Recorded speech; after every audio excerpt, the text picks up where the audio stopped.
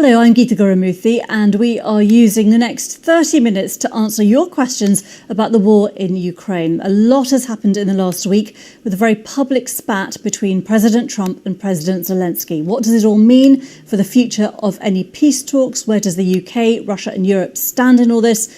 And how did we get here? Do send in your questions. We've got correspondents on standby who can answer them. The contact details are on the screen below. And here to answer those questions are our Russia editor, Steve Rosenberg, Chief International Correspondent, Lyse Doucet, Europe correspondent, Nick Beake, and our political correspondent, Damian Grammaticas. Thank you all so much for being with us today. Steve Rosenberg in Moscow, let me start with you. And the first question comes from Richard Brown in Aberdeenshire, who says, if Putin gave Ukraine 8 years between invading Crimea and then the other parts of Ukraine, is he likely to aim for a tighter schedule now he has USA indifference or support to pull back other parts of Europe under his sphere of influence?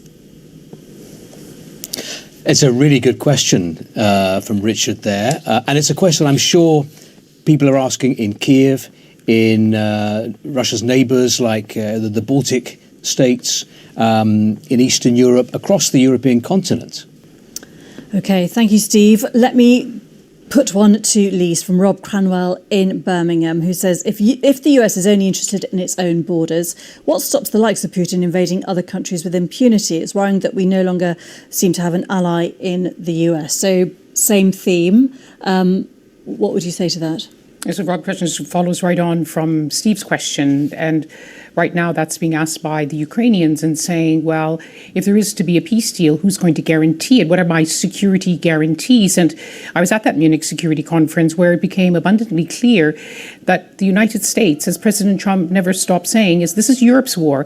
As he says, this is an ocean between us. So the Europeans have to be involved in any security guarantees, to which the Europeans and most of all the Ukrainians say, but in order for it to be effective, in order for it to deter President Putin from advancing any further, there has to be a deterrence. So now they talk about a backstop from the United States, even if they're not going to put troops on the ground. What about aerial surveillance? What about some kind of a very stiff warning that if President Putin's forces move an inch closer, that there will be, to use a phrase President Trump likes to use, there will be hell to pay. OK, thank you. Nick Beake, one for you on the European question. European countries are struggling to find the money to increase their militaries. This question comes from M. Cooper, I should say, a British expat living in Bulgaria. He says, isn't it obvious to create a European military? The population, excluding Russia and its allies, is larger than the United States. Economically, it's stronger than the US. And if you combine the European military forces from each country and resources, it'll be larger too. The question, is it time for a combined European task force? Well, President Zelensky of Ukraine certainly thinks so. He called for this last weekend at the Munich Security Conference. He's got this real bugbear, hasn't he? He goes on and... Oh, sorry, we've just lost that line to Nick. We will go back to him as soon as we can. Let me bring in Damian Grammaticas now in Westminster, because following on from that, Damian, a question from Luke Ward, who says, how can the UK navigate its relationship with the US administration that has seemingly sided with Russia while ensuring unwavering support for Ukraine?